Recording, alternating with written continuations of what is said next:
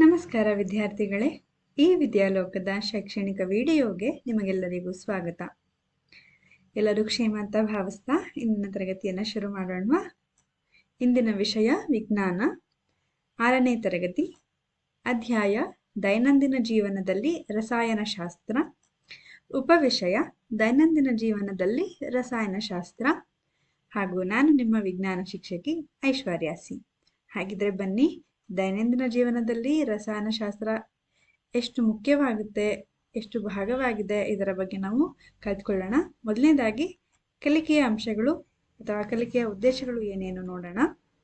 ನಮ್ಮ ಸುತ್ತಲಿರುವ ವಿವಿಧ ಪದಾರ್ಥಗಳಿಂದ ಮಾಡಿದ ವಸ್ತುಗಳನ್ನು ಏಕೆ ಗುಂಪು ಮಾಡಬೇಕು, ಪದಾರ್ಥಗಳ ಗುಣಗಳ ಅರಿವು ಮತ್ತು ಉಪಯೋಗ, ಪದಾರ್ಥಗಳನ್ನು ಏಕೆ ಮತ್ತು ಹೇಗೆ ಬೇರ್ಪಡಿಸಬೇಕು, ವಿವಿಧ ರೀತಿಯ ಬೇರ್ಪಡಿಸುವಿಕೆಯ ವಿಧಾನಗಳು ಮತ್ತು ಪರ್ಯಾಯ ದ್ರಾವಣ ಅಂದರೇನು. ಮಕ್ಕಳೇ, ನೀವು ನೋಡಿರ್ಬೋದು, ನಿಮ್ಮ ಸುತ್ತಮುತ್ತಲೂ ಸಾಕಷ್ಟು ವಸ್ತುಗಳಿವೆ. ಬೇರೆ ಬೇರೆ ವಿಧಾನದಲ್ಲಿ ಬೇರೆ ಬೇರೆ ಆಕಾರಗಳಿಂದ ಮಾಡಿರುವಂತಹ ವಸ್ತುಗಳನ್ನು ನೀವು ಕಾಣ್ಬೋದು. ನಮ್ಮ ಆಹಾರ ಮತ್ತು ಬಟ್ಟೆಗಳಲ್ಲಿ ಹಲವಾರು ವಿಧಗಳನ್ನು ನಾವು ನೋಡಿದ್ವಿ ಅಲ್ವಾ ಈ ಮುಂಚೆ. ಕೇವಲ ಆಹಾರ ಬಟ್ಟೆಗಳಲ್ಲಿ ಮಾತ್ರ ಅಲ್ಲ ವಿಧಗಳಿರೋದು, ಇನ್ನೂ ಹೆಚ್ಚಿನ ವೈವಿಧ್ಯಮಯವಾದ ವಸ್ತುಗಳು ಕೂಡ ನಮ್ಮ ಸುತ್ತಮುತ್ತ ಇವೆ. ಉದಾಹರಣೆಗೆ ಕುರ್ಚಿ, ಕನ್ನಡಕ, ಮತ್ತೆ ಮೇಜು, ಅದೇ ರೀತಿ ಒಂದು ಲೋಟ, ಹೀಗೆ ಆಯ್ತಾ. ಹಾಗೇನೆ ಅಡುಗೆ ಮನೆಯಲ್ಲಿ ಬಳಸುವಂತಹ ಪಾತ್ರೆಗಳು, ಪುಸ್ತಕಗಳು, ಬಟ್ಟೆಗಳು, ಆಟಿಕೆಗಳು, ನೀರು, ಕಲ್ಲು, ಹೀಗೆ ಬೇರೆ ಬೇರೆ ವಸ್ತುಗಳನ್ನ ನಾವು ನೋಡ್ತೇವೆ.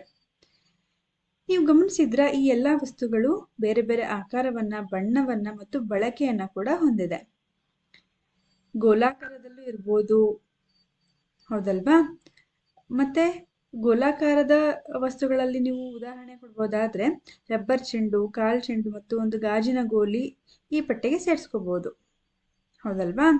ಹಾಗೆ ಹಣ್ಣುಗಳು ಕೂಡ ಗೋಲಾಕಾರದಲ್ಲಿದೆ ಅಲ್ವಾ. ಹೌದು. ಇನ್ನು ನಾವು ಈ ವಸ್ತುಗಳನ್ನು ಹೇಗೆ ಗುಂಪು ಮಾಡಬಹುದು, ಅವುಗಳ ಆಕಾರದ ಮೇಲೆ ಮತ್ತು ಬಣ್ಣದ ಮೇಲೆ, ಗಾತ್ರದ ಮೇಲೆ, ಪದಾರ್ಥದ ಮೇಲೆ ಮತ್ತು ಅವುಗಳ ಗುಣಲಕ್ಷಣಗಳ ಮೇಲೆ. ಈಗ ನೋಡಿ, ಇಲ್ಲಿರುವ ವಸ್ತುಗಳನ್ನ ನೀವು ಅದರ ಪದಾರ್ಥದ ಮೇರೆಗೆ ಗುಂಪು ಮಾಡೋಕ್ಕಾಗತ್ತಾ? ಮಾಡ್ತೀರಾ ನೀವು? ಅದು ಪ್ಲಾಸ್ಟಿಕ್ ಇಂದ ಮಾಡಿದ್ಯಾ, ಮರದಿಂದ ಮಾಡಿದ್ಯಾ, ಗಾಜಿನಿಂದ ಮಾಡಿದ್ಯಾ, ಈ ಆಧಾರದ ಮೇಲೆ ನಾವು ಬೇರೆ ಬೇರೆ ಗುಂಪುಗಳನ್ನ ಮಾಡ್ಬೋದಲ್ವಾ. ಇನ್ನು ನೋಡಿ, ಪದಾರ್ಥದ ಗುಣಗಳು. ಈ ಪದಾರ್ಥಗಳ ಗುಣಗಳ ಬಗ್ಗೆ ಮಾತನಾಡೋದಾದ್ರೆ ನಿಮ್ಗೆ ಇಲ್ಲಿ ಒಂದು ಬಟ್ಟೆ ತುಂಡಿದೆ, ಒಂದು ಲೋಹ ಇದೆ. ಈ ಎರಡರಲ್ಲಿ ಯಾವುದನ್ನ ನೀವು ಪಾತ್ರೆ ಮಾಡೋದಕ್ಕೆ ಬಳಸ್ತೀರಿ ಮತ್ತು ಯಾಕೆ ಅದನ್ನೇ ಬಳಸ್ತೀರಿ, ಯಾರು ಹೇಳ್ಬೋದಾ? ಈಗ ಒಂದು ನೀರಿನ ಲೋಟವನ್ನ ಬಟ್ಟೆ ತುಂಡಿಂದ ಮಾಡಕ್ಕಾಗತ್ತಾ? ಆಗಲ್ಲ. ಯಾಕಂದ್ರೆ ಅದರ ಗುಣಲಕ್ಷಣ ಬೇರೆ, ಲೋಟಕ್ಕೆ ಬೇಕಾಗಿರುವಂತಹ ಗುಣಲಕ್ಷಣ ಬೇರೆ. ಅದೇ ರೀತಿ ನಾವು ಬಟ್ಟೆಯಿಂದ ಪಾತ್ರೆಯನ್ನ ತಯಾರು ಮಾಡೋಕ್ಕಾಗಲ್ಲ. ನೀರನ್ನ ಸಂಗ್ರಹಿಸುವ ಪಾತ್ರೆಗಳನ್ನ ತಯಾರಿಸೋದಕ್ಕೆ ನಾವು ಸಾಮಾನ್ಯವಾಗಿ ಗಾಜು, ಪ್ಲಾಸ್ಟಿಕ್, ಲೋಹ ಈ ರೀತಿಯ ಪದಾರ್ಥಗಳು ಬೇಕು. ಹಾಗೆ ಕಾಗದದಂತಹ ಪದಾರ್ಥಗಳಲ್ಲಿ ಅಡುಗೆ ಪಾತ್ರೆಯನ್ನ ತಯಾರು ಮಾಡೋದಕ್ಕೆ ಸಾಧ್ಯ ಇಲ್ಲ. ಹಾಗಿದ್ಮೇಲೆ ಈ ವಸ್ತುಗಳ ತಯಾರಿಕೆಗೆ ಪದಾರ್ಥಗಳನ್ನ ಆಯ್ಕೆ ಮಾಡೋದು ಹೇಗೆ, ಅವುಗಳ ಗುಣಗಳು, ಅವುಗಳ ಯಾವ ಉಪಯೋಗಗಳಿದೆ, ಆ ಆಧಾರದ ಮೇಲೆ ಯಾವ ಉದ್ದೇಶಕ್ಕಾಗಿ ವಸ್ತುವನ್ನ ಬಳಸ್ತೇವೆ ಅನ್ನೋದ್ರ ಮೇಲೆ ಅವಲಂಬಿತವಾಗಿರುತ್ತೆ, ಹೌದಾ. ನೋಡಿ, ಈಗ ಇವೆರಡನ್ನ ಗಮನಿಸಿದ್ರೆ ಉದಾಹರಣೆಗೆ ಅವುಗಳ ಹೊರ ಸ್ವರೂಪ ಹೇಗಿದೆ, ಯಾವ್ಯಾವ ವಿಧದಲ್ಲಿ ಈ ಎರಡು ವಸ್ತುಗಳು ಬರುತ್ತೆ. ಸಾಮಾನ್ಯವಾಗಿ ಪದಾರ್ಥಗಳು ಪರಸ್ಪರ ಭಿನ್ನವಾಗಿ ಕಾಣ್ತವೆ, ಹೌದಾ. ಉದಾಹರಣೆಗೆ ಕಬ್ಬಿಣಗಿಂತ ಮರ ಸಾಕಷ್ಟು ಭಿನ್ನವಾಗಿರುತ್ತೆ. ತಾಮ್ರ ಅಥವಾ ಅಲ್ಯೂಮಿನಿಯಂಗಿಂತ ಕಬ್ಬಿಣ ಬೇರೆ ತರ ಇರುತ್ತೆ. ಈ ತಾಮ್ರ, ಕಬ್ಬಿಣ, ಅಲ್ಯೂಮಿನಿಯಂಗಳು ಕೆಲವು ಸಾಮಾನ್ಯ ಅಂಶಗಳನ್ನ ಹೊಂದಿರುತ್ತೆ. ಆ ಅಂಶಗಳು ಮರದಲ್ಲಿ ಇರೋದಿಲ್ಲ. ಹಾಗಾಗಿ ನಾವು ಗಮನಿಸಬೇಕಾದ ಹೊರ ಸ್ವರೂಪಗಳು, ಗುಣಗಳನ್ನ ನಿರ್ಧಾರ ಮಾಡೋದಿಕ್ಕೆ ಯಾವ್ಯಾವ್ದಂದ್ರೆ ಹೊಳಪು, ಮೃದುತ್ವ, ಕಠಿಣತೆ, ಕರಗುವಿಕೆ ಅಥವಾ ಕರಗದಿರುವಿಕೆ, ನೀರಿನಲ್ಲಿ ತೇಲುವುದು ಅಥವಾ ನೀರಿನಲ್ಲಿ ಮುಳುಗುವುದು, ಪಾರದರ್ಶಕತೆ, ಅಪಾರದರ್ಶಕತೆ, ಅರೆ ಪಾರದರ್ಶಕತೆ. ಇವುಗಳು ಕೆಲವು ಹೊರ ಸ್ವರೂಪಗಳು, ನಾವು ನೋಡಿ ವಸ್ತುಗಳನ್ನ ಗುಂಪು ಮಾಡಲಿಕ್ಕೆ ಆಧಾರ ಮಾಡ್ಕೊಳ್ಳೋದು, ಹೌದಾ. ಈಗ ನೋಡಿ, ಹೊರ ಸ್ವರೂಪಗಳ ಬಗ್ಗೆ ಮಾತನಾಡೋದಾದ್ರೆ, ನಾವು ಪದಾರ್ಥಗಳನ್ನ ಇಲ್ಲೇನು ಕೊಟ್ಟಿದ್ದಾರೆ ಅದನ್ನ ಅದರ ಸ್ವರೂಪದ ಜೊತೆಗೆ ಹೊಂದಿಸಬಹುದಾ? ಸಾಮಾನ್ಯವಾಗಿ ನಾವು ನೋಡಿ, ಪ್ರತಿಯೊಂದು ಪದಾರ್ಥಗಳು ಬೇರೆ ಬೇರೆ ರೀತಿ ಇರುತ್ತೆ, ಅವುಗಳ ಬಳಕೆ ಬೇರೆ ರೀತಿ ಇರುತ್ತೆ. ಹಾಗಿದ್ಮೇಲೆ ನೀವು ಏನ್ ಹೇಳ್ಬೋದು? ಇಲ್ಲಿ ಮೊದಲನೇದು ಏನಿದೆ? ಕಬ್ಬಿಣ ಇದೆ ಅಲ್ವಾ? ಕಬ್ಬಿಣದ ಹೊರ ಸ್ವರೂಪ ಏನು? ಕಠಿಣತೆ, ಹೌದಾ? ಇನ್ನು ನೀವು ಮೃದುವಾಗಿ ಇರುವಂತಹ ಹೊರ ಸ್ವರೂಪ ಹೊಂದಿರುವಂತಹ ವಸ್ತುವಿಗೆ ಉದಾಹರಣೆ ಏನ್ ಕೊಡ್ಬೋದು? ಬಟ್ಟೆಯನ್ನ ಕೊಡ್ಬೋದು. ಮತ್ತೆ ಕೆಲವೊಂದು ಲೋಹಗಳು ಹೊಳೆಯುತ್ತೆ, ಹೊಳಪು ಕೂಡ ಒಂದು ಹೊರ ಸ್ವರೂಪ. ಕರಗುವಿಕೆ, ಈಗ ಸಕ್ಕರೆ ನೀರಿನಲ್ಲಿ ಕರಗುತ್ತೆ, ಸಕ್ಕರೆಗೆ ಕರಗುವ ಗುಣ ಇರುತ್ತೆ, ಉಪ್ಪಿಗೂ ಇರುತ್ತೆ. ಕರಗದಿರುವಿಕೆ, ಈಗ ನೋಡಿ, ನೀರಿನೊಳಗೆ ನೀವು ಒಂದು ನಾಣ್ಯವನ್ನ ಹಾಕಿದ್ರೆ ಅದು ಕರಗುತ್ತಾ? ಲೋಹದಿಂದ ಮಾಡಿದೆ ಅಲ್ವಾ? ಮತ್ತೆ ನೀರಿನಲ್ಲಿ ತೇಲುವಂತಹ ಕೆಲವು ಗುಣಗಳಿರುತ್ತೆ. ಕೆಲವು ವಸ್ತುಗಳಿಗೆ ಹಗುರವಾದ ಗುಣ ಇರುತ್ತೆ, ಉದಾಹರಣೆಗೆ ಎಲೆ, ಚೆಂಡು, ಮರದ ತುಂಡು, ಹೀಗೆ. ಆದ್ರೆ ನೋಡಿ, ಇಲ್ಲಿ ಕೆಲವು ವಸ್ತುಗಳು ನೀರಿನಲ್ಲಿ ಮುಳುಗೋಗಿದೆ. ಯಾವುದದು?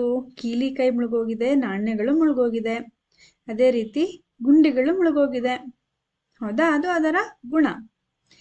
ಇನ್ನು ಗಾಜಿನೊಳಗೆ ಏನೇ ಇಟ್ಟರು ಕೂಡ ಅವು ಹೊರಗಡಿನಿಂದ ಕಾಣಿಸುತ್ತೆ, ಅಂದ್ರೆ ಪಾರದರ್ಶಕವಾಗಿರುತ್ತೆ. ಗಾಜಿನೊಳಗೆ ಏನೇ ಹಾಕಿದ್ರು ಕೂಡ ಒಳಗಡೆಯ ಹಾಕಿರುವಂತಹ ದ್ರವವೋ ಘನವೋ ನಮ್ಗೆ ಕಾಣಿಸುತ್ತೆ. ಅದು ಪಾರದರ್ಶಕತೆಯ ಗುಣವನ್ನ ಹೊಂದಿದೆ ಗಾಜು. ಅಪಾರದರ್ಶಕತೆ, ಈಗ ಮರದ ಡಬ್ಬಿ ಒಳಗೆ ನೀವೇನೇ ಹಾಕಿದ್ರು ಹೊರಗಡೆಯಿಂದ ಕಾಣಿಸುತ್ತೆ ಮಕ್ಕಳೇ, ಮುಚ್ಚೆಲ್ಲ ತೆರೆದು ನೋಡದ ಹೊರತು ಕಾಣಿಸೋದಿಲ್ಲ, ಹೌದಾ? ಕೆಲವು ವಸ್ತುಗಳು ಅರೆ ಪಾರದರ್ಶಕತೆಯನ್ನ ಹೊಂದಿರುತ್ತೆ. ನೀವು ನೋಡಿರ್ಬೋದು, ಇಲ್ಲಿ ನೋಡಿ, ಈ ಕಿಟಕಿ ಅರೆ ಪಾರದರ್ಶಕತೆಯನ್ನ ಹೊಂದಿದೆ ಅಲ್ವಾ? ಕಿಟಕಿಗೆ ಹಾಕಿರುವ ಗಾಜು, ಹೀಗೆ, ಹೌದಾ?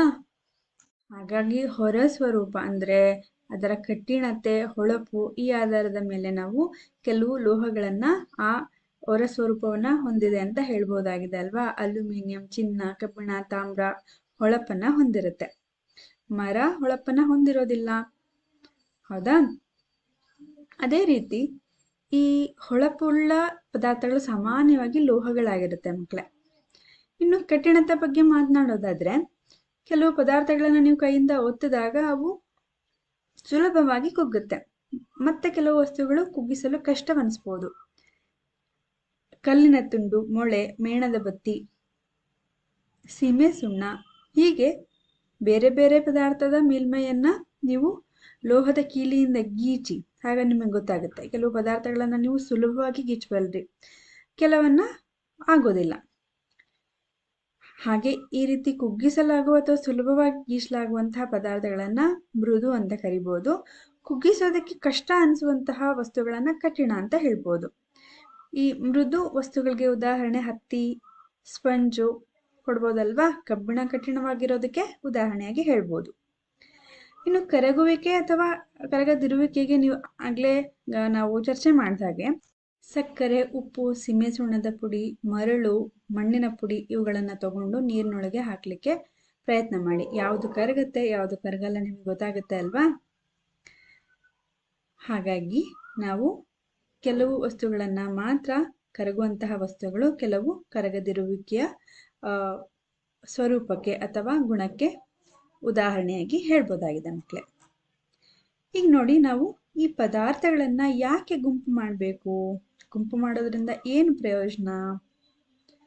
ನೋಡಿ, ಈ ಪದಾರ್ಥಗಳ ಮಿಶ್ರಣದಿಂದ ಒಂದು ಪದಾರ್ಥವನ್ನ ಬೇರ್ಪಡಿಸುವಂತಹ ಹಲವಾರು ಸನ್ನಿವೇಶಗಳನ್ನ ನಾವು ದಿನನಿತ್ಯ ನೋಡ್ತೇವೆ. ಚಹಾ ತಯಾರಿಸುವಾಗ ಅಮ್ಮ ಏನ್ ಮಾಡ್ತಾರೆ? ಮಿಶ್ರಣದಲ್ಲಿನ ಚಹಾ ಎಲೆಗಳನ್ನ ಜರಡಿ ಸಹಾಯದಿಂದ ಪ್ರತ್ಯೇಕ ಮಾಡ್ತಾರೆ, ಟೀಯನ್ನ ಕುಡಿಲಿಕ್ಕೆ ಕೊಡ್ತಾರೆ, ಹೌದಾ? ಹೀಗೆ ನಾವು ವಸ್ತುಗಳನ್ನ ಬೇರ್ಪಡಿಸೋದಿಕ್ಕೆ ಕಾರಣ ಅಂದ್ರೆ ಮೊದಲನೇದಾಗಿ ನಮ್ಮ ಅನುಕೂಲಕ್ಕೆ ತಕ್ಕನಾಗಿ ಅದನ್ನ ಬೇರ್ಪಡಿಸಿ ಇಡಬೇಕು. ಈಗ ನೋಡಿ, ನೀವು ಕೆಲವೊಂದು ಅಂಗಡಿಗಳಿಗೆ ಹೋದಾಗ ಈ ರೀತಿ ಬೇರೆ ಬೇರೆ ವಸ್ತುಗಳನ್ನ ಒಂದು ಕಡೆ ಗುಂಪು ಮಾಡಿ ಇಟ್ಟಿರ್ತಾರೆ. ಆಗ ಯಾವ ವಸ್ತು ಯಾರಿಗೆ ಬೇಕು ಅವರಿಗೆ ಸುಲಭವಾಗಿ ತಗೊಳ್ಳೋದಿಕ್ಕೆ ಅನುಕೂಲವಾಗುತ್ತೆ ಅಲ್ವಾ? ಹಾಗಾಗಿ ಮೊದಲನೆಯ ಕಾರಣ ನಮ್ಮ ಅನುಕೂಲಕ್ಕಾಗಿ. ಮತ್ತೊಂದು ಮುಖ್ಯವಾದ ಕಾರಣ ಪದಾರ್ಥಗಳ ಗುಣಗಳನ್ನ ತಿಳಿಯೋದಿಕ್ಕೆ ಮತ್ತು ನಮೂನೆಗಳನ್ನ ಗುರುತಿಸೋದಿಕ್ಕೆ, ಹೌದಾ? ಈಗ ನಾವು ಪದಾರ್ಥಗಳನ್ನ ಬೇರ್ಪಡಿಸುವಿಕೆಯ ಬಗ್ಗೆ ಮಾತನಾಡೋಣ. ಇಲ್ಲಿ ನೋಡಿ ಆಗಲೇ ಹೇಳಿದಾಗೆ ಟೀಯನ್ನು ಸೋಸ್ತಾ ಇದ್ದಾರೆ. ಟೀಯ ಎಲೆಗಳನ್ನು ಜರಡಿಯ ಮೂಲಕ ಬೇರ್ಪಡಿಸಿ ಟೀಯನ್ನು ಬೇರೆ ಮಾಡ್ತಾ ಇದ್ದಾರೆ. ಹೌದಾ? ಇದೇ ರೀತಿಯ ಮಿಶ್ರಣಗಳು ನಮ್ಮಲ್ಲಿ ಸಾಕಷ್ಟು ಇವೆ ಮಕ್ಕಳೇ. ಈ ಪ್ರತ್ಯೇಕವಾಗಿ ನಮಗೆ ಪದಾರ್ಥಗಳು ಬೇಕಾದಾಗ ನಾವೇನು ಮಾಡಬೇಕು? ಬೇರ್ಪಡಿಸುವಿಕೆಯ ವಿಧಾನದಿಂದ ಬೇರ್ಪಡಿಸ್ಬೇಕಲ್ವಾ? ಯೋಚನೆ ಮಾಡಿ, ಎಲ್ಲ ಮಿಶ್ರಿತ ವಸ್ತುಗಳನ್ನು ನೀವು ಒಂದೇ ವಿಧಾನದಿಂದ ಬೇರ್ಪಡಿಸೋದಕ್ಕೆ ಸಾಧ್ಯನಾ? ಇಲ್ಲ ಅಲ್ವಾ? ಬೇರೆ ಬೇರೆ ರೀತಿಯ ವಸ್ತುಗಳನ್ನು ಬೇರೆ ಬೇರೆ ವಿಧಾನಗಳಿಂದ ನಾವು ಬೇರ್ಪಡಿಸ್ಬೋದು. ಆ ವಿಧಾನಗಳ ಬಗ್ಗೆ ನಾವು ಈಗ ಮಾತನಾಡೋಣ. ಅದನ್ನು ನಾವಿಲ್ಲಿ ಹೇಳ್ತಿದ್ದೀವಿ. ಯಾವ ಪ್ರಕಾರ ನಾವು ಬೇರ್ಪಡಿಸ್ಬೋದು? ಅವುಗಳ ಗುಣಲಕ್ಷಣಗಳ ಆಧಾರದ ಮೇಲೆ ಪದಾರ್ಥಗಳನ್ನು ವಿಭಿನ್ನ ಗುಣಗಳಿಂದ ನಾವು ಬೇರ್ಪಡಿಸ್ಬೋದಾಗಿದೆ ಮಕ್ಕಳೇ. ಬೇರ್ಪಡಿಸುವಿಕೆಯ ಉದ್ದೇಶಗಳು ಏನಾಗಿರ್ಬೋದು? ನೋಡಿ, 2ನೆಯ ಚಿತ್ರದಲ್ಲಿ ಬೆಣ್ಣೆಯನ್ನ ಮಜ್ಜಿಗೆಯಿಂದ ಕಡೆದು ಬೇರ್ಪಡಿಸ್ತಾ ಇದ್ದಾರೆ. ಇಲ್ಲಿ ಉಪಯುಕ್ತ ಘಟಕ ಯಾವುದು? ಬೆಣ್ಣೆ ಅಲ್ವಾ? ಹಾಗಾಗಿ ಬೇರ್ಪಡಿಸುವಿಕೆಯ ಉದ್ದೇಶಗಳಲ್ಲಿ ಮುಖ್ಯವಾದದ್ದು ಉಪಯುಕ್ತ ಘಟಕವನ್ನ ಪ್ರತ್ಯೇಕವಾಗಿ ಪಡೆಯೋದು. ಆಯ್ತಾ? ಇನ್ನು ಉಪಯುಕ್ತವಲ್ಲದ ಘಟಕಗಳನ್ನು ತೆಗೆಯುವುದು. ಇಲ್ಲಿ ನೋಡಿ, ಒಮ್ಮೆ ಈ ಟೀ ಎಲೆಗಳು ಹಾಲಿನೊಂದಿಗೆ ಅಥವಾ ನೀರಿನೊಂದಿಗೆ ಕುದಿದ ನಂತರ ನಮಗೆ ಆ ಎಲೆಗಳು ಬೇಕಾಗಿಲ್ಲ. ಎಲೆಯಲ್ಲಿನ ಸತ್ವ ಎಲ್ಲವೂ ಕೂಡ ನೀರಿನಲ್ಲಿ ಅಥವಾ ಹಾಲಿನಲ್ಲಿ ಬಿಟ್ಕೊಂಡಿರುತ್ತೆ. ಕುಡಿಬೇಕಾದ್ರೆ ನಮಗೆ ಆ ಸೊಪ್ಪಿನ ಅಥವಾ ಆ ಎಲೆಗಳ ಅಗತ್ಯ ಇಲ್ಲ. ಹಾಗಾಗಿ ಈ ಉದಾಹರಣೆಯಲ್ಲಿ ಉಪಯುಕ್ತವಲ್ಲದ ಘಟಕ ಏನು? ಈ ಟೀ ಸೊಪ್ಪಿನ ಎಲೆಗಳು. ಇದನ್ನ ತೆಗೆಯೋದಿಕ್ಕೆ ನಾವು ಬೇರ್ಪಡಿಸುವಿಕೆಯ ಸಹಾಯ ಪಡ್ಕೋತೇವೆ. ಅಶುದ್ಧ ಅಥವಾ ಹಾನಿಕಾರಕ ಘಟಕಗಳನ್ನು ತೆಗೆಯೋದಿಕ್ಕೆ. ಹೌದಲ್ವಾ ಮಕ್ಕಳೇ? ದಿನನಿತ್ಯ ನಾವು ಈ ರೀತಿಯ ಸನ್ನಿವೇಶಗಳನ್ನು ಎದುರಿಸ್ತಾ ಇರ್ತೇವೆ. ಆ ಸಂದರ್ಭಗಳಲ್ಲಿ ನಾವು ಅಶುದ್ಧ ಅಥವಾ ಹಾನಿಕಾರಕ ಘಟಕಗಳನ್ನು ಬೇಕಾಗಿರುವ ಘಟಕಗಳಿಂದ ತೆಗೆಯೋದಕ್ಕೆ ಕೂಡ ಈ ಬೇರ್ಪಡಿಸುವಿಕೆ ಸಹಾಯ ಮಾಡುತ್ತೆ. ಇನ್ನು ಬೇರ್ಪಡಿಸುವಿಕೆಯ ವಿಧಾನಗಳು ಏನೇನಿರ್ಬೋದು ನೋಡೋಣವಾ? ಮೊದಲನೇದಾಗಿ ಕೈಯಿಂದ ಆರಿಸುವಿಕೆ, ಬಡಿಯುವಿಕೆ ಅಥವಾ ಒಕ್ಕಣೆ ಮಾಡುವಿಕೆ, ತೂರುವಿಕೆ, ಜರಡಿ ಹಿಡಿಯುವಿಕೆ, ಗುರುತ್ವ ಬಲದಿಂದ ಬೇರ್ಪಡಿಸುವಿಕೆ, ಬಸಿಯುವಿಕೆ ಮತ್ತು ಸೋಸುವಿಕೆ. ಇಲ್ಲಿ ಸೋಸುವಿಕೆಯನ್ನ ಅದರ ಏನು ಪ್ರಯೋಗ ನಡೀತಿದೆಯಲ್ಲ ಅದರ ಚಿತ್ರದ ಮೂಲಕ ನಾವು ಗಮನಿಸಬಹುದಾಗಿದೆ. ಮತ್ತು ಕೊನೆಯ ವಿಧಾನ ಆವೀಕರಣ. ಈಗ ಒಂದೊಂದಾಗಿ ನಾವು ಈ ಎಲ್ಲ ಬೇರ್ಪಡಿಸುವಿಕೆಯ ವಿಧಾನಗಳ ಬಗ್ಗೆ ಚರ್ಚೆ ಮಾಡೋಣ. ಮೊದಲನೇದಾಗಿ ಕೈಯಿಂದ ಆರಿಸುವಿಕೆ.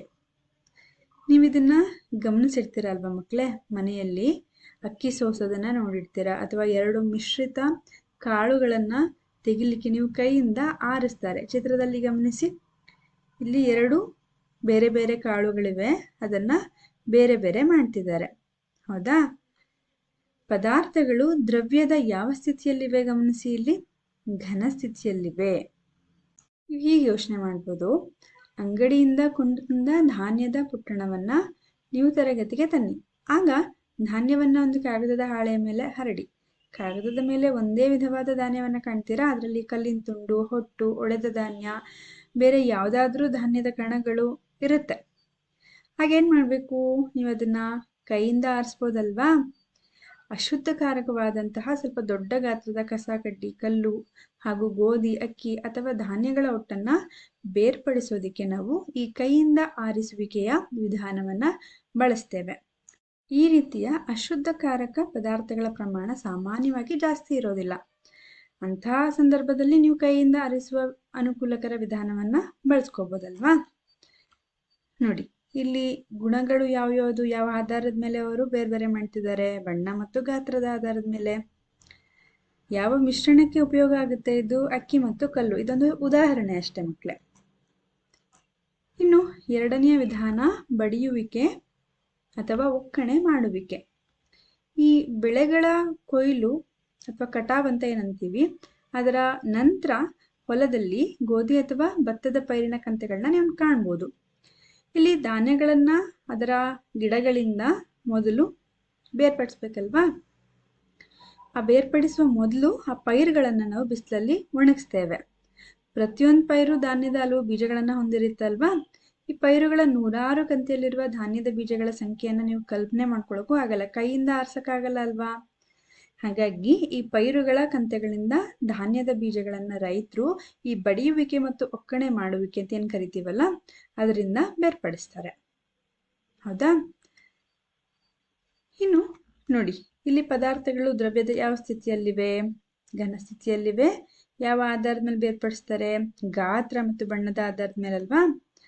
ಮತ್ತು ಇವು ಉಪಯೋಗವಾಗೋದು ಸಾಮಾನ್ಯವಾಗಿ ಪೈರಿನಿಂದ ಭತ್ತ ತೆಗೆಯೋದಿಕ್ಕೆ. ಮುಂದಿನ ವಿಧಾನ ತೂರುವಿಕೆ.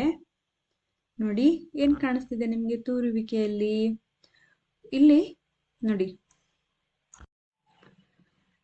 ಮಿಶ್ರಣದ ಘಟಕಗಳನ್ನ ಬೇರ್ಪಡಿಸುವ ವಿಧಾನ ತೂರುವಿಕೆ ಅಂತ ಹೇಳ್ಬೋದು. ಯಾವ ಮಿಶ್ರಣವನ್ನ? ಈ ಬೀಸುವ ಗಾಳಿಯ ಸಹಾಯದಿಂದ ಮಿಶ್ರಣದಲ್ಲಿರುವ ಭಾರವಾದ ಮತ್ತು ಹಗುರವಾದ ಘಟಕಗಳನ್ನ ಬೇರ್ಪಡಿಸೋದಿಕ್ಕೆ ತೂರುವಿಕೆಯನ್ನ ಬಳಸಲಾಗುತ್ತೆ. ಭಾರವಾದ ಧಾನ್ಯದ ಕಾಳಿನಿಂದ ಹಗುರವಾದ ಹೊಟ್ಟಿನ ಕಣಗಳನ್ನ ಬೇರ್ಪಡಿಸೋದಿಕ್ಕೆ ಸಾಮಾನ್ಯವಾಗಿ ರೈತರು ಈ ವಿಧಾನವನ್ನ ಬಳಸ್ತಾರೆ. ಚಿತ್ರದಲ್ಲಿ ನೋಡಿರ್ಬೋದಲ್ವಾ ನೀವು. ಹೊಟ್ಟಿನ ಕಣಗಳನ್ನ ಗಾಳಿಯು ದೂರಕ್ಕೆ ಕೊಂಡೊಯ್ಯುತ್ತೆ. ಧಾನ್ಯದ ಬೀಜಗಳು ಪ್ರತ್ಯೇಕಗೊಂಡು ತೂರುವಿಕೆಯ ದಿಬ್ಬದ ಬದಿಯಲ್ಲಿ ರಾಶಿಯಾಗುತ್ತೆ. ಈ ಪ್ರತ್ಯೇಕಗೊಂಡ ಈ ಹೊಟ್ಟು ಯಾವುದಕ್ಕೆ ಬಳಕೆಯಾಗುತ್ತೆ? ದನ ಕರುಗಳ ಮೇವಿನಂತಹ ಹಲವು ಉದ್ದೇಶಗಳಿಗೆ ಬಳಕೆಯಾಗುತ್ತೆ. ಇಲ್ಲಿ ಎರಡು ಘಟಕಗಳು ಕೂಡ ಉಪಯುಕ್ತ ಘಟಕಗಳೇನೆ, ಆಯ್ತಾ. ಘನಸ್ಥಿತಿಯಲ್ಲಿದೆ ಕಾಣ್ಬೋದು ಪದಾರ್ಥಗಳು. ತೂಕದ ಆಧಾರದ ಮೇಲೆ ಈ ತೂರುವಿಕೆಯ ವಿಧಾನವನ್ನು ಬಳಸ್ಬೋದು. ಅಕ್ಕಿ ಮತ್ತು ಭತ್ತಕ್ಕೆ ಈ ರೀತಿಯ ಮಿಶ್ರಣಗಳಿಗೆ ಈ ತೂರುವಿಕೆಯ ವಿಧಾನ ಅನುಕೂಲಕರವಾಗಿದೆ ಮಕ್ಕಳೇ, ಆಯ್ತಾ. ಮುಂದೆ ಜರಡಿ ಹಿಡಿಯುವಿಕೆ. ಈ ರೀತಿಯ ಜರಡಿಗಳು ನಿಮ್ಮ ಮನೆಯಲ್ಲಿ ಖಂಡಿತ ಇರುತ್ತೆ ಅಲ್ವಾ ಮಕ್ಕಳೇ? ಹೌದಾ. ಇದಕ್ಕೆ ಬೇರೆ ಬೇರೆ ರಂಧ್ರಗಳಿರುವಂತಹ ನೀವು ಪ್ಲೇಟ್ಗಳನ್ನ ಬಳಸ್ತೀರಿ, ಬೇರೆ ಬೇರೆ ರೀತಿಯ ಘಟಕಗಳನ್ನು ಬೇರೆ ಬೇರೆ ಮಾಡೋದಕ್ಕೆ. ಹೌದಾ. ಕೆಲವೊಮ್ಮೆ ನಾವು ಹಿಟ್ಟನ್ನು ಬಳಸಿ ತಿಂಡಿ ಮಾಡೋದಕ್ಕೆ ಇಷ್ಟಪಟ್ಟಾಗ ಅದರಲ್ಲಿ ಇರಬಹುದಾದಂತಹ ಅಶುದ್ಧಕಾರಕ ಘಟಕಗಳು ಮತ್ತು ತೌಡನ್ನು ತೆಗಿಬೇಕಾಗತ್ತೆ. ಆಗ ನಾವೇನು ಮಾಡ್ತೇವೆ? ಜರಡಿಯನ್ನು ತಗೊಂಡು ಹಿಟ್ಟನ್ನು ಅದರಲ್ಲಿ ಸುರಿತೇವೆ. ಚಿತ್ರದಲ್ಲಿ ನೋಡ್ತಾ ಇರುವ ರೀತಿ. ಜರಡಿ ಹಿಡುವಿಕೆಯಲ್ಲಿ ಏನಾಗುತ್ತೆ? ಹಿಟ್ಟಿನ ಸಣ್ಣ ಕಣಗಳು ಜರಡಿಯ ರಂಧ್ರಗಳಿಂದ ಹಾದು ಹೋಗುತ್ತೆ ಮತ್ತು ದೊಡ್ಡ ಗಾತ್ರದ ಅಶುದ್ಧಕಾರಕಗಳು ಜರಡಿಯಲ್ಲೇ ಉಳಿಯುತ್ತೆ. ಈ ರೀತಿ ಬೇರ್ಪಡಿಸಿದಂತಾಯ್ತಲ್ವಾ. ಇಲ್ಲಿ ಪದಾರ್ಥಗಳು ದ್ರವ್ಯದ ಘನ ಸ್ವರೂಪದಲ್ಲಿವೆ. ಗಾತ್ರದ ಆಧಾರದ ಮೇಲೆ ನಾವು ಬೇರ್ಪಡಿಸುವಿಕೆಯನ್ನು ಮಾಡ್ಬೋದಾಗಿದೆ. ಹೌದಾ. ಸಾಮಾನ್ಯವಾಗಿ ಇಡೀ ಜೋಳದ ಚೀಲನ ಇಳಿಜಾರು ಜರಡಿಗೆ ಸುರಿಯಲಾಗುತ್ತೆ. ಬಡಿಯುವಿಕೆ ಮತ್ತು ತೂರುವಿಕೆಯ ನಂತರವೂ ಉಳಿದಿರಬಹುದಾದ ಕಲ್ಲಿನ ತುಂಡು, ಕಡ್ಡಿ ಮತ್ತು ಹೊಟ್ಟುಗಳನ್ನು ಈ ಜರಡಿಯು ಪ್ರತ್ಯೇಕ ಮಾಡುತ್ತೆ. ಮನೆ ಕಟ್ಟೋ ಜಾಗಗಳಲ್ಲಿ ನೀವು ನೋಡಿರ್ಬೋದು, ಮರಳಿನಿಂದ ಕಲ್ಲನ್ನು ಬೇರ್ಪಡಿಸೋದಿಕ್ಕೆ ಅವರು ಈ ರೀತಿಯ ದೊಡ್ಡ ಇಳಿಜಾರಿನಂತಹ ಜರಡಿಗಳನ್ನು ಬಳಸ್ತಾ ಇರೋದನ್ನ ನೀವು ಕಂಡಿದ್ದೀರಾ ಅಲ್ವಾ? ಹೌದು ಮಕ್ಕಳೇ, ಇದೇ ಈ ಪ್ರತ್ಯೇಕಿಸುವಿಕೆಯ ಉಪಯೋಗಗಳು. ಇಂತಹ ವಿಧಾನ ಯಾವ ಮಿಶ್ರಣಕ್ಕೆ ಉಪಯೋಗವಾಗುತ್ತೆ? ಹಿಟ್ಟು ಮತ್ತು ತ್ಯಾಜ್ಯವನ್ನು ಬೇರೆ ಬೇರೆದಕ್ಕೆ ಉಪಯೋಗ ಆಗುತ್ತೆ. ಈಗ ಮುಂದಿನ ವಿಧಾನ ಗುರುತ್ವ ಬಲದಿಂದ ಬೇರ್ಪಡಿಸುವಿಕೆ ಮತ್ತು ಬಸಿಯುವಿಕೆ. ನೋಡಿ, ಕೆಲವೊಮ್ಮೆ ಈ ತೂರುವಿಕೆ ಮತ್ತು ಕೈಯಿಂದ ಆರಿಸುವಿಕೆ ಈ ವಿಧಾನಗಳಿಂದ ಮಿಶ್ರಣದಲ್ಲಿನ ಘಟಕಗಳನ್ನು ಬೇರ್ಪಡಿಸೋದಕ್ಕೆ ಸಾಧ್ಯ ಆಗದೆ ಇರ್ಬೋದು. ಉದಾಹರಣೆಗೆ ಅಕ್ಕಿ ಮತ್ತು ಬೇಳೆಗಳಲ್ಲಿ ಧೂಳು ಅಥವಾ ಮಣ್ಣಿನ ಕಣಗಳ ರೀತಿಯ ಹಗುರಾದ ಅಶುದ್ಧಕಾರಕ ಇರಬಹುದು. ಅಡುಗೆ ಮಾಡೋದಕ್ಕೂ ಮುನ್ನ ನಾವು ಅದನ್ನೆಲ್ಲ ಗಮನಿಸ್ಕೋಬೇಕಲ್ವಾ? ಈ ರೀತಿಯ ಅಶುದ್ಧಕಾರಕಗಳನ್ನು ನಾವು ಹಾಗೆ ಬಿಟ್ಟು ಅಡುಗೆ ಮಾಡೋಕ್ಕಾಗುತ್ತಾ? ಆರೋಗ್ಯ ಹಾಳಾಗುತ್ತಲ್ವಾ? ಹಾಗಾಗಿ ಇಂತಹ ಹಗುರವಾದ ಅಶುದ್ಧಕಾರಕಗಳನ್ನು ಅಕ್ಕಿ ಅಥವಾ ಬೇಳೆಗಳಿಂದ ಹೇಗೆ ಬೇರ್ಪಡಿಸೋದು?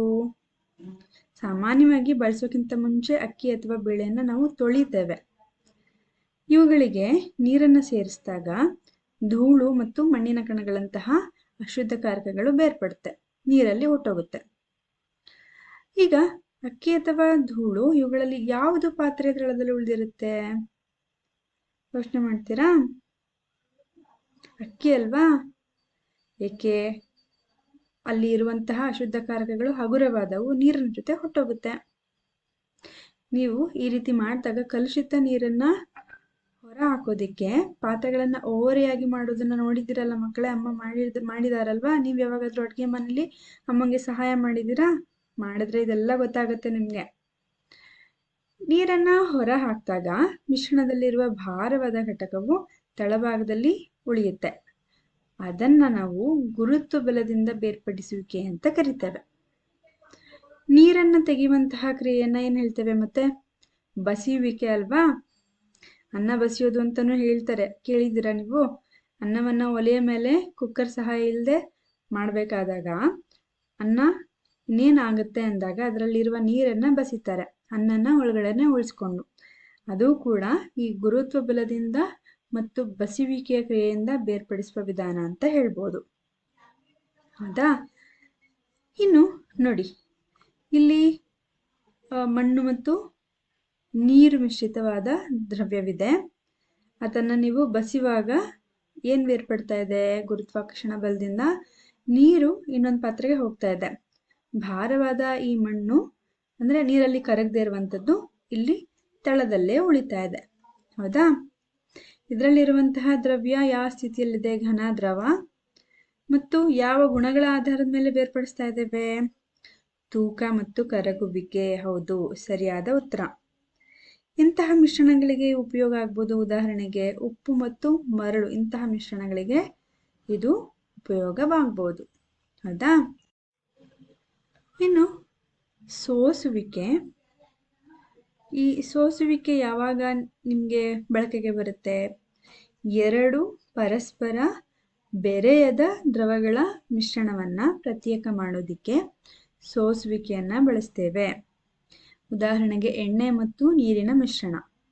ಈ ಎಣ್ಣೆ ಮತ್ತು ನೀರನ್ನು ಬೇರ್ಪಡಿಸೋದಕ್ಕೆ ನಾವು ಈ ರೀತಿಯ ಮಿಶ್ರಣವನ್ನ ಕೆಲವು ಕಾಲ ಕದಲದಂತೆ ಇಟ್ಟಾಗ ಅವು ಎರಡು ಪ್ರತ್ಯೇಕ ಪದರಗಳನ್ನು ಉಂಟು ಮಾಡುತ್ತೆ. ಚಿತ್ರದಲ್ಲಿ ನೀವು ಅದೇ ವಿಧಾನವನ್ನ ನೋಡ್ತಾ ಇದ್ದೀರಾ ಅಲ್ವಾ? ಮೇಲಿನ ಪದರವನ್ನ ಉಂಟು ಮಾಡುವ ಘಟಕವನ್ನ ನೀವು ಬಸಿಯುವಿಕೆಯಿಂದ ಬೇರ್ಪಡಿಸ್ಬೋದು. ಪುನಃ ನಾವು ಘನ ದ್ರವಗಳ ಮಿಶ್ರಣವನ್ನ ಪರಿಗಣನೆಗೆ ತಗೊಳ್ಳೋದಾದ್ರೆ, ಚಹಾ ತಯಾರಿಸಿದ ನಂತರ ಅದರಲ್ಲಿನ ಎಲೆಗಳನ್ನು ತೆಗೆಯೋದಿಕ್ಕೆ ನೀವೇನ್ ಮಾಡ್ತೀರಿ? ಚಹಾ ಎಲೆಗಳನ್ನ ಬೇರ್ಪಡಿಸೋದಿಕ್ಕೆ ನಾವು ಸಾಮಾನ್ಯವಾಗಿ ಜರಡಿ ಆಡ್ತೀವಲ್ವಾ? ಬಸಿಯುವಿಕೆನ ಪ್ರಯತ್ನ ಮಾಡಿ ನೋಡಿ. ಇದು ಸ್ವಲ್ಪ ಪ್ರಮಾಣದಲ್ಲಿ ಸಹಾಯಕ, ಯಾಕಂದ್ರೆ ಹಗುರವಾದ ಕೆಲವೊಂದು ಎಲೆಗಳು ಕೂಡ ಟೀ ಜೊತೆ ಬಂದ್ಬಿಡೋ ಸನ್ನಿವೇಶ ಇರುತ್ತೆ. ಇಲ್ಲಿ ಘನ ಮತ್ತು ದ್ರವ ಸ್ಥಿತಿಯಲ್ಲಿ ಕೂಡ ನಾವು ಉದಾಹರಣೆಯಾಗಿ ತಗೋಬಹುದು. ಕರಗುವಿಕೆ ಆಧಾರದ ಮೇಲೆ ಸೋಸೋದನ್ನ ಮಾಡ್ತಾ ಇದ್ದೇವೆ. ಯಾವ ಮಿಶ್ರಣಕ್ಕೆ ಉಪಯೋಗ ಆಗುತ್ತೆ? ಮಣ್ಣು ಮತ್ತು ನೀರು. ಚಹಾವನ್ನ ಚಹಾದ ಎಲೆಗಳಿಂದ ಬೇರ್ಪಡಿಸೋದಕ್ಕೆ ನೀವು ಈಗ ಸೋಸುವಿಕೆ ಅಥವಾ ಬಸಿಯುವಿಕೆ ಯಾವುದು ಉತ್ತಮ ಅಂತ ಹೇಳ್ತೀರಾ?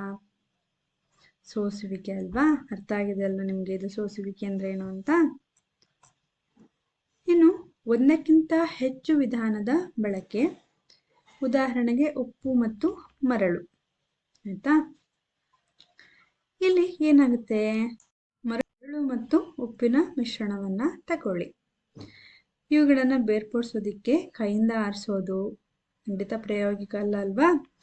ಈ ಮಿಶ್ರಣವನ್ನ ನೀವು ಏನ್ ಮಾಡ್ಬೇಕು ನೋಡಿ, ಒಂದು ಬೀಕರ್ನಲ್ಲಿಟ್ಟು ಸ್ವಲ್ಪ ನೀರನ್ನ ಸೇರಿಸಿ, ಸ್ವಲ್ಪ ಸಮಯ ಬೀಕರನ್ನ ಹಾಗೆ ಬಿಡಿ, ಅಥವಾ ಗಾಜಿನ ಲೋಟ ಆದ್ರೂ ತಗೋಬಹುದು. ಮರಳು ಬೀಕರ್ನ ತಳದಲ್ಲಿ ಸಂಗ್ರಹವಾಗೋದನ್ನ ಕಾಣ್ತೀರಿ. ಬಸಿಯುವಿಕೆ ಅಥವಾ ಸೋಸುವಿಕೆ ವಿಧಾನದಿಂದ ಮರಳನ್ನ ಪ್ರತ್ಯೇಕಿಸಬಹುದು. ಬಸಿದ ನೀರು ಏನನ್ನ ಒಳಗೊಂಡಿರುತ್ತೆ? ಕರಗಿದ ಉಪ್ಪನ್ನ ಒಳಗೊಂಡಿರುತ್ತೆ ಅಲ್ವಾ? ಈಗ ಬಸಿದ ದ್ರವದಿಂದ ಉಪ್ಪು ಮತ್ತು ನೀರನ್ನ ಹೇಗೆ ಬೇರ್ಪಡಿಸೋದು? ಏನ್ ಮಾಡ್ಬೇಕು? ಈ ದ್ರವವನ್ನ, ಉಪ್ಪು ಮಿಶ್ರಿತ ದ್ರವ, ಉಪ್ಪನ್ನ ಕರಗಿಸ್ಕೊಂಡಿರ್ತಕ್ಕಂತಹ ದ್ರವವನ್ನ ಒಂದು ಕೆಟಲ್ಗೆ ವರ್ಗಾವಣೆ ಮಾಡಿ ಮುಚ್ಚಳ ಹಾಕಿ. ಈ ಕೆಟಲ್ನ ಸ್ವಲ್ಪ ಹೊತ್ತು ಬಿಸಿ ಮಾಡಿ. ಕೆಟಲ್ನ ನಾಳದಿಂದ ಹಬೆ ಬರೋದನ್ನ ನೀವು ಗಮನಿಸ್ತೀರಾ? ಹೌದು, ಹಬೆ ಬರುತ್ತೆ. ಲೋಹದ ಒಂದು ತಟ್ಟೆಯಲ್ಲಿ ಕೆಲವು ಮಂಜುಗಡ್ಡೆಗಳ ತುಂಡುಗಳನ್ನ ಇಟ್ಟು, ಈ ಚಿತ್ರದಲ್ಲಿ ತೋರಿಸಿರೋ ರೀತಿ ಲೋಹದ ತಟ್ಟೆಯನ್ನ ಈ ಕೆಟಲ್ನ ನಾಳದಿಂದ ಸ್ವಲ್ಪ ಮೇಲಕ್ಕೆ ಇಟ್ಕೊಳ್ಳಿ. ನಂತರ ಕೆಟಲ್ನ ಎಲ್ಲಾ ನೀರು ಕುದಿದು ಹೋಗೋದಕ್ಕೆ ಬಿಡಿ. ಮಂಜುಗೆಡ್ಡೆಯಿಂದ ತಂಪಾದ ಲೋಹದ ತಟ್ಟೆಗೆ ಹಬೆ ತಗಲ್ದಾಗ ಅದು ಸಾಂದ್ರಗೊಂಡು ದ್ರವ ರೂಪದ ನೀರನ್ನು ಉಂಟು ಮಾಡುತ್ತೆ. ನೀವು ನೋಡ್ತಾ ಇರೋ ತಟ್ಟೆಯಿಂದ ಹನಿ ಹನಿಯಾಗಿ ಬೀಳುವಂತಹ ನೀರು ಹಬೆಯ ಸಾಂದ್ರೀಕರಣದಿಂದ ಉಂಟಾಗಿರುವಂಥದ್ದು. ಈ ನೀರಾವಿಯು ಅದರ ದ್ರವ ಸ್ವರೂಪಕ್ಕೆ ಬದಲಾಗುವ ಕ್ರಿಯೆಯನ್ನು ನಾವು ಸಾಂದ್ರೀಕರಣ ಅಂತೇವೆ. ಆಗ ತಾನೇ ಕುದಿಸಿದಂತಹ ಹಾಲಿನ ಪಾತ್ರೆಗೆ ಮುಚ್ಚಿದ ತಟ್ಟೆಯ ಕೆಳಭಾಗದಲ್ಲಿ ನೀರಿನ ಹನಿಗಳು ನೋಡೋದನ್ನ ನೀವು ಗಮನಿಸಿರ್ಬೋದು ಅಲ್ವಾ. ನೀರು ಈಗ ಎಲ್ಲ ಆವಿಯಾದ ಮೇಲೆ ಕೆಟಲ್ನಲ್ಲಿ ಏನು ಉಳಿತು? ಉಪ್ಪಲ್ವಾ ಮಕ್ಕಳೇ? ಈ ರೀತಿ ನಾವು ಬೇರ್ಪಡಿಸ್ಬೋದಾಗಿದೆ, ಹೌದಾ? ನಿರ್ದಿಷ್ಟ ಪ್ರಮಾಣಕ್ಕಿಂತ ಹೆಚ್ಚಿನ ಪದಾರ್ಥವನ್ನು ನೀರು ಕರಗಿಸಿಕೊಳ್ಳಲು ಸಾಧ್ಯವೇ? ಮಕ್ಕಳೇ, ನೀವು ಒಂದು ಲೋಟದಲ್ಲಿ ನೀರು ತಗೊಳ್ಳಿ, ಅದರಲ್ಲಿ ಉಪ್ಪು ಹಾಕ್ತಾ ಬನ್ನಿ. ನೀವು ಎಷ್ಟು ಉಪ್ಪು ಹಾಕ್ತಿರೋ ಅಷ್ಟನ್ನು ಅದನ್ನು ಕರಗಿಸ್ಕೊಳ್ತಾ ಹೋಗುತ್ತಾ? ಒಂದು ಹಂತದ ನಂತರ ಉಪ್ಪು ಕರಗೋದನ್ನ ನಿಲ್ಲಿಸುತ್ತೆ, ಹೌದಾ? ಆ ಹಂತವನ್ನ ತಲುಪೋದಕ್ಕಿಂತ ಮುಂಚೆ ಏನು ಸ್ಥಿತಿ ಇರುತ್ತಲ್ಲ, ಅದನ್ನು ನಾವು ದ್ರಾವಣ ಅಂತ ಕರಿತೇವೆ. ಇಲ್ಲಿ ಉಪ್ಪು ದ್ರಾವಕವಾದರೆ, ನೀರು ದ್ರವವಾದರೆ, ಉಪ್ಪನ್ನ ಸಾಕಷ್ಟು ಕರಗಿಸಿಕೊಳ್ಳುವಂತಹ ಸ್ಥಿತಿಯನ್ನ ಯಾವಾಗ ದ್ರವವು ತಲುಪುತ್ತೋ ಅದನ್ನ ದ್ರಾವಣ ಅಂತ ಕರಿತೇವೆ. ಅಂದ್ರೆ ನಾವು ಈ ಒಂದು ದ್ರಾವಕ ದ್ರವದಲ್ಲಿ ಕರಗಲು ನಿಂತಾಗ ಆ ದ್ರಾವಣ ಪೂರ್ತಿ ಪರ್ಯಾಪ್ತ ಎನಿಸಿಕೊಳ್ಳುತ್ತದೆ. ಅದನ್ನ ನಾವು ಪರ್ಯಾಪ್ತ ಅಂತ ಕರಿತೇವೆ, ಅಂತಹ ದ್ರಾವಣವನ್ನ. ಅಂದಮೇಲೆ ನಿಮ್ಗೆ ಏನ್ ಅರ್ಥ ಆಯ್ತು? ದ್ರವವು ಯಾವುದೇ ಒಂದು ನೀರಿನಲ್ಲಿ ಕರಗಿಸಿಕೊಳ್ಳುವಂತಹ ದ್ರಾವಕವನ್ನ ಒಂದು ಹಂತದವರೆಗೆ ಮಾತ್ರ ಕರಗಿಸಿಕೊಳ್ಳೋದಕ್ಕೆ ಸಾಧ್ಯ. ಆ ಹಂತ ದಾಟಿದ ನಂತರ ಏನ್ ಹಾಕ್ತಿರಲ್ಲ ನೀವು ಕರಗಲಿಕ್ಕೆ, ಅದು ಈ ತಳಭಾಗದಲ್ಲಿ ನಿಲ್ಲಲಿಕ್ಕೆ ಶುರುವಾಗುತ್ತೆ. ಉಪ್ಪು ಕೂಡ ಹೌದು. ಮಕ್ಕಳೇ, ಇಂದಿನ ತರಗತಿಯಲ್ಲಿ ಏನೇನೆಲ್ಲ ಕಲ್ತ್ವಿ ನೋಡೋಣ. ಸಾರಾಂಶ: ನಮ್ಮ ಸುತ್ತಲಿರುವ ವಿವಿಧ ಪದಾರ್ಥಗಳಿಂದ ಮಾಡಿದ ವಸ್ತುಗಳು. ವಿವಿಧ ಪದಾರ್ಥಗಳಿಗೆ ವಿವಿಧ ಗುಣಗಳಿರುತ್ತವೆ. ಹೊರನೋಟಕ್ಕೆ ಕಾಣುವ ಗುಣಗಳನ್ನು ಹೊರ ಸ್ವರೂಪಗಳೆನ್ನುತ್ತೇವೆ. ವಿವಿಧ ಗುಣಗಳ ಆಧಾರದ ಮೇಲೆ ನಾವು ಪದಾರ್ಥಗಳನ್ನ ಹೇಗೆ ಗುಂಪು ಮಾಡ್ಬೋದು ಅನ್ನೋದನ್ನ ಕಲ್ತ್ಕೊಂಡ್ವಿ. ತೂರುವಿಕೆ, ಕೈಯಿಂದ ಬೇರ್ಪಡಿಕೆ ಮತ್ತು ಬಡಿಯುವಿಕೆ ಬೇರ್ಪಡಿಕೆಯ ಕೆಲವು ಉದಾಹರಣೆಗಳು. ಒಂದು ದ್ರಾವಕ ದ್ರವದಲ್ಲಿ ಕರಗಲು ನಿಂತಾಗ ಆ ದ್ರಾವಣ ಪೂರ್ತಿ ಪರ್ಯಾಪ್ತ ಎನಿಸಿಕೊಳ್ಳುತ್ತದೆ. ಉಲ್ಲೇಖಗಳು. ಧನ್ಯವಾದಗಳು ಮಕ್ಕಳೇ. ನಿಮ್ಮ ಕಲಿಕೆ ಹೀಗೆ ಮುಂದುವರಿಯಲಿ.